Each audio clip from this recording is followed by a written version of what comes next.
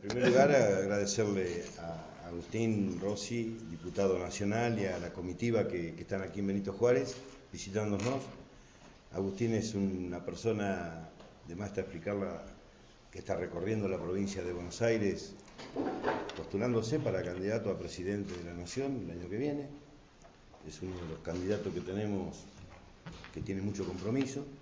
Pero más allá de la recorrida que está haciendo en los distintos distritos, también él quiere conocer lo que tenemos para ofrecer, para radicar industrias, quiere ver y hablar como estuvimos hablando hace un instante con los amigos del taller de Amores, como Kiyoshi, Reciclás, hablando con los dueños, bueno, cómo está funcionando todo, cómo está yendo en este momento difícil, ¿no?, del país, a las industrias que ya se han radicado en Benito Juárez, ¿no? Y por supuesto le comentábamos también que estamos muy próximos a radicar 3 industrias más acá, que Cacho puede explicarlo ahora.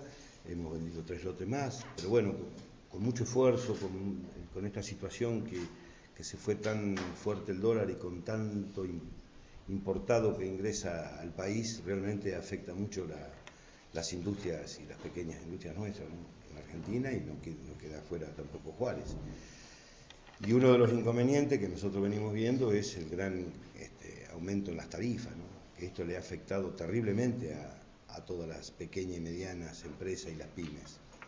Las tarifas de gas, de luz, más lo importado, como decía recién, bueno, le resta mucho a las empresas. Dios ha de querer que esto vaya cambiando, que mejore, porque realmente estamos todos muy preocupados, y en esto Agustín también, por supuesto, se lleva esta preocupación que he escuchado recién hablar a las industrias, ¿no?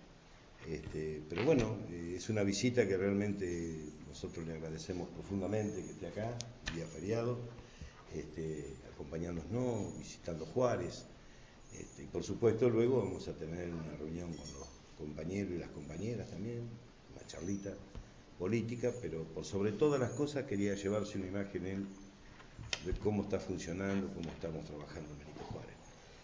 Bueno, usted es actor legislador, pero además no ha negado su aspiración a la presidencia de la Nación. Esta recorrida sirve un poco para eso, como para tomar nota de lo que se ve en el interior profundo de la provincia. Bueno, vengo recorriendo el país desde febrero de este año y gran parte de esas recorridas los llevó la provincia de Buenos Aires. De hecho, debo haber visitado, no tengo el número final, pero creo que con esta recorrida llego a 115 de los 135 distritos que tiene la provincia de Buenos Aires, y cumple, como decía recién el intendente Marini, objetivos múltiples, ¿no? Porque de alguna manera yo soy de los dirigentes políticos que entiende que hay algo que es insustituible en la política, que es el contacto directo, ¿no? Independientemente de que estamos en la era de las comunicaciones, las redes y demás.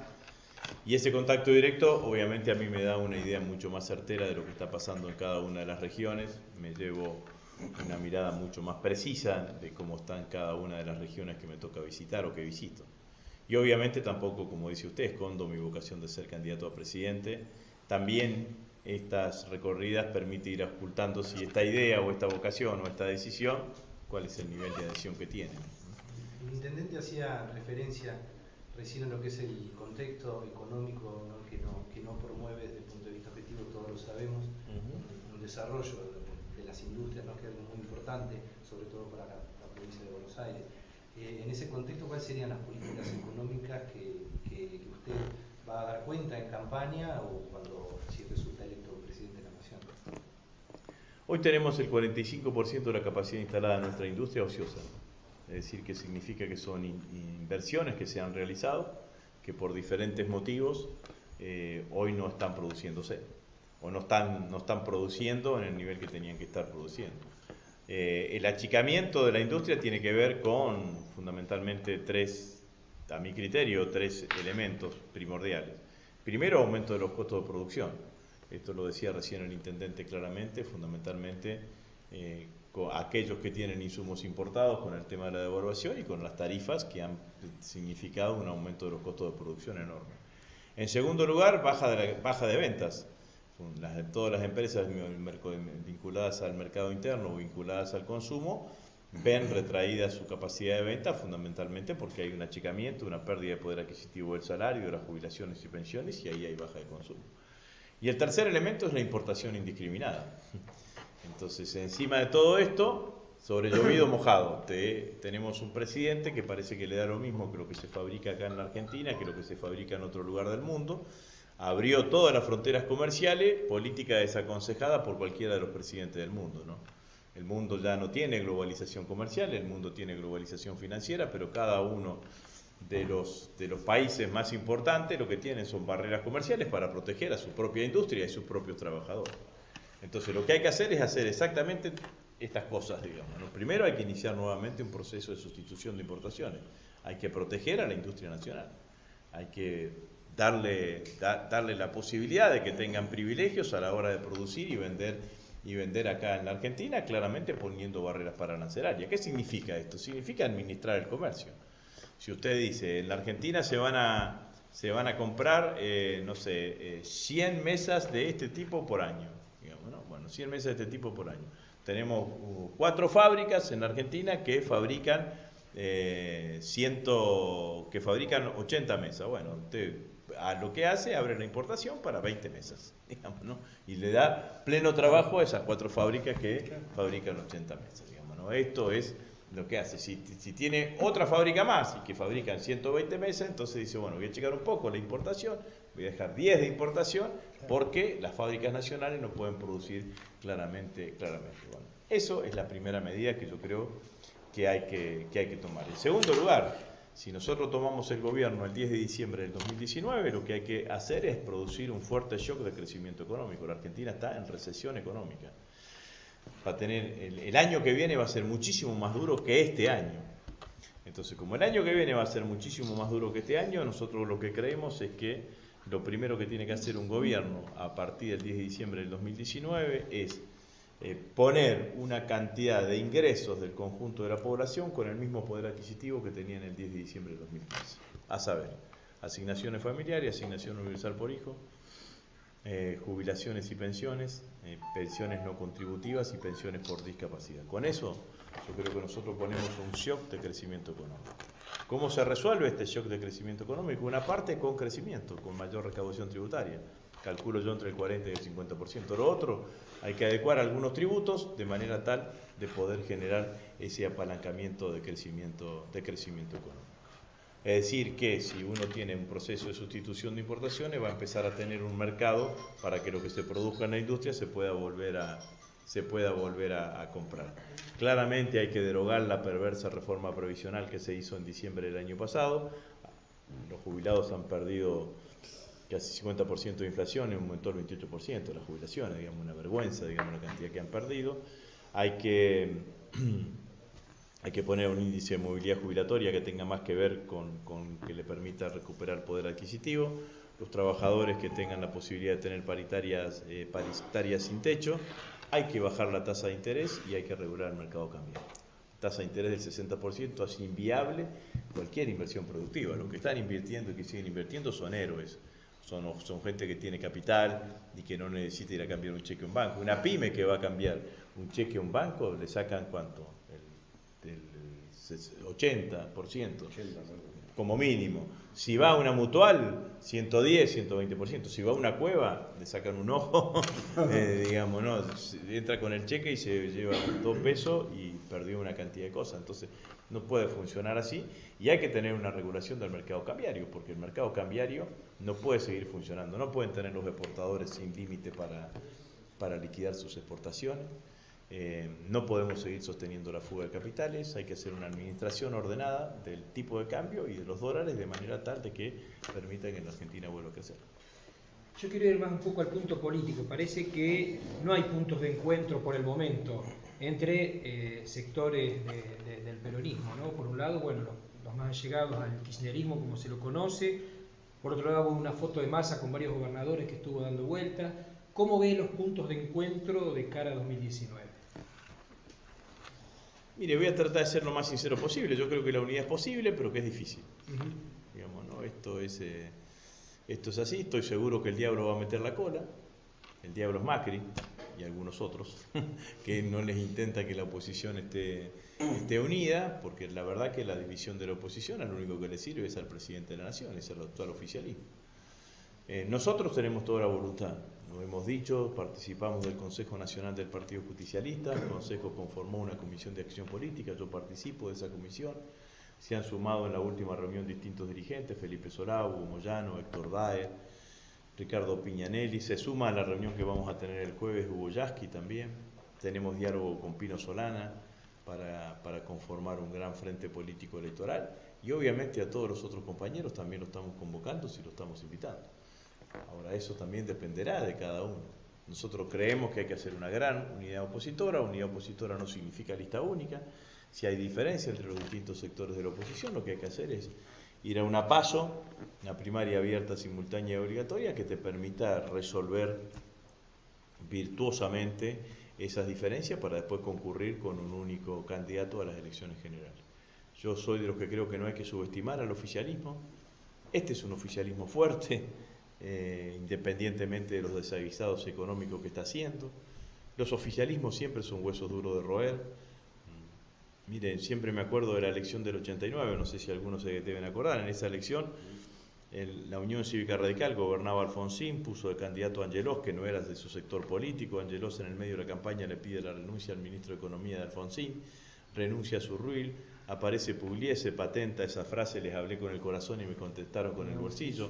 Había inflación del 20-30% mensual en ese momento antes de las elecciones, y fue a las elecciones y sacó el 38% de los votos. Menem ganó con el 47% de los votos y Alzogaray, que era el tercer candidato, sacó el 12%. Entonces, pensar que como dicen algunos, no hay problema porque este oficialismo está débil, si no nos unimos en la primera vuelta, nos unimos en la segunda vuelta, yo creo que es un grave error subestimar al oficialismo. Yo no lo subestimo, creo que nosotros tenemos que hacer todo el esfuerzo para construir una nueva mayoría en la Argentina. Bueno, después, como usted bien dice, digamos, ¿no? Si hubiese venido al otro día del Consejo de la resolución del Consejo de la Magistratura, probablemente su pregunta hubiese sido: ¿se van a unir? Digamos, en términos positivos. Bueno, hubo un momento en que logramos acuerdo, hubo un momento en que no logramos acuerdo. Esta es la realidad. Por eso yo digo que la unidad es posible. ¿Es segura? No. ¿Es difícil de alcanzar? Sí, es difícil de alcanzar. El dato cualitativo más importante es que en el último año, en general, lo que hicimos fue, en todos los espacios políticos opositores, está la agenda de la unidad. En algunos con más intensidad que con otras, sí es cierto, pero esto no existía entre el 2015 y el 2017, así que es lo que hay. Se habló en algún momento del tema de las PASO. ¿Cómo lo ve usted? Finalmente el ministro Frigerio dijo que no se van a eliminar, pero bueno, usted habló recién del tema de las PASO. Yo le pregunté al ministro cuando estuvo en la comisión en presupuesto, porque hablamos de la cuestión de los aportes del Tesoro Nacional a los partidos políticos, y le pregunté sobre las PASO y dijo exactamente eso, dijo que no había ningún proyecto para eliminar o sustituir las PASO. Yo creo que son un instrumento válido.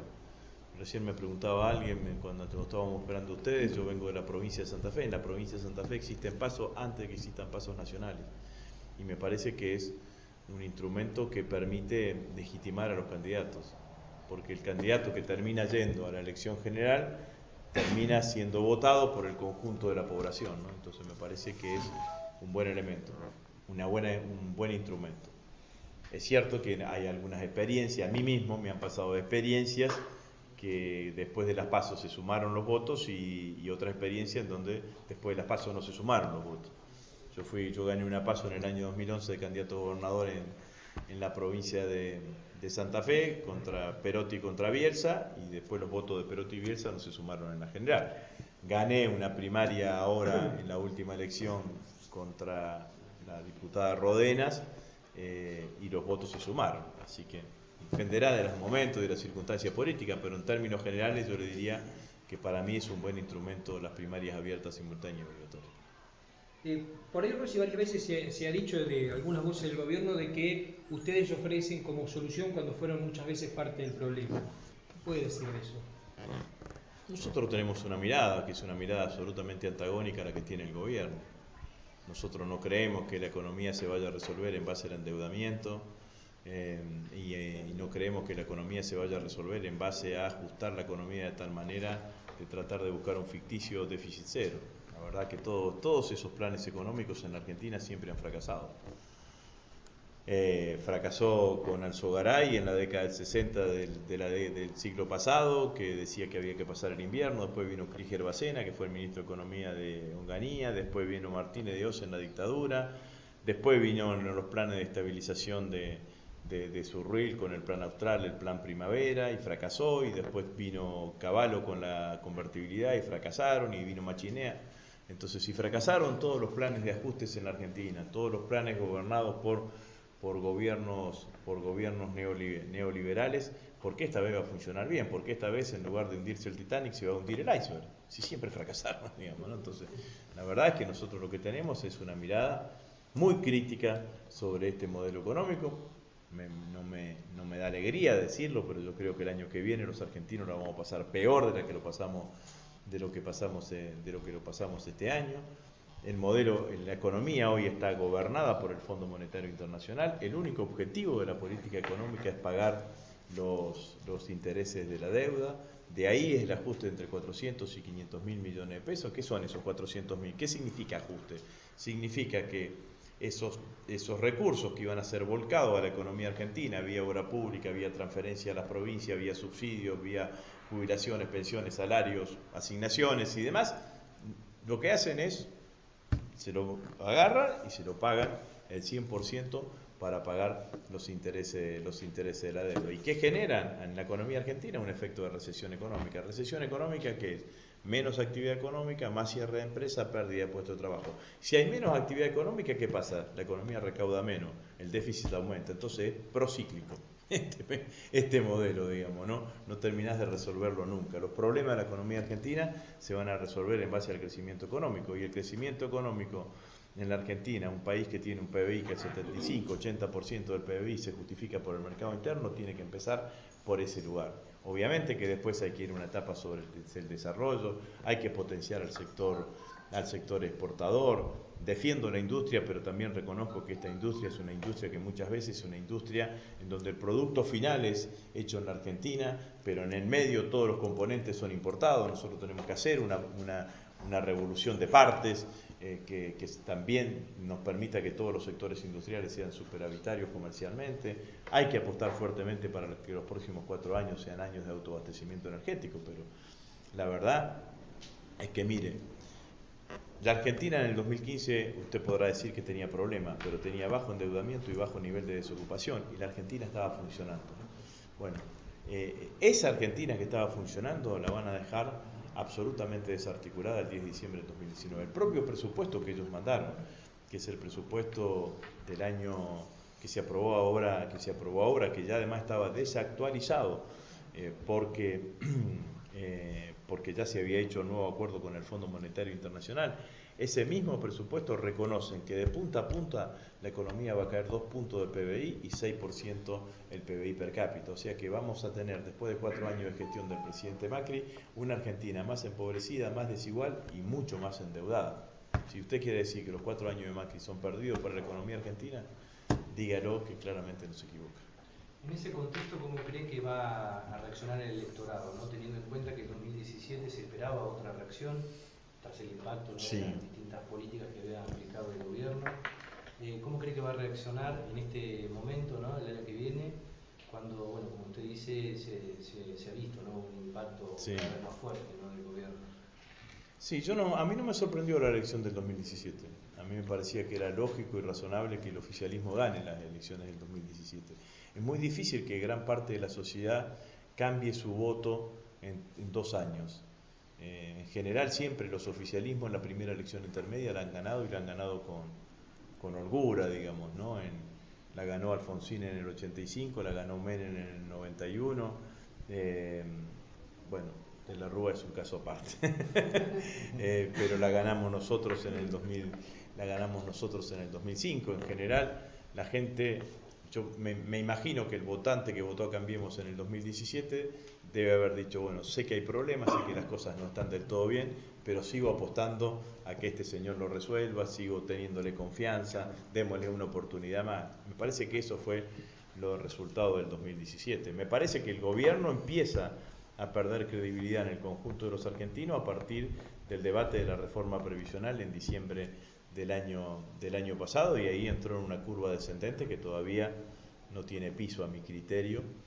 Y yo creo que fundamentalmente los argentinos, si nosotros somos inteligentes, si nosotros logramos formular una propuesta que les devuelva esperanza, que les devuelva confianza, que reenamore al pueblo argentino, pueden acompañar una propuesta que les plantee un futuro distinto, porque Macri no te plantea futuro, no te plantea un futuro, un buen futuro. Macri lo único que te ofrece es inmolarte en el altar de la deuda y del ajuste, y alguna vez cambiará. Eso es lo que te dice el macrismo. Bueno, yo creo que nosotros tenemos que tratar de mostrarle a los argentinos que hay otro camino, ¿no? En los 80 Margaret Thatcher popularizó este mensaje que hoy tiene el macrismo con siglas en inglés que eran TINA, no hay otra alternativa, there is no alternative. Bueno, esto es lo que nosotros tenemos que mostrarle a los argentinos, que hay un camino distinto, y ese camino es el camino que nosotros tenemos que llevar. Yo creo que los argentinos están predispuestos a acompañar una nueva propuesta. Hoy el 65-70% de los argentinos son críticos a Macri. Si nosotros logramos construir esa propuesta, si logramos reenamorar al pueblo argentino, nos van a acompañar. No confío en estos que muchos compañeros dicen, bueno, no importa porque en realidad con los desaguisados económicos del gobierno nos van a poner a nosotros de vuelta en el gobierno. Yo no creo en eso. No creo que vayamos a ganar las elecciones por defecto. Tenemos que tratar de ganarlas por afecto.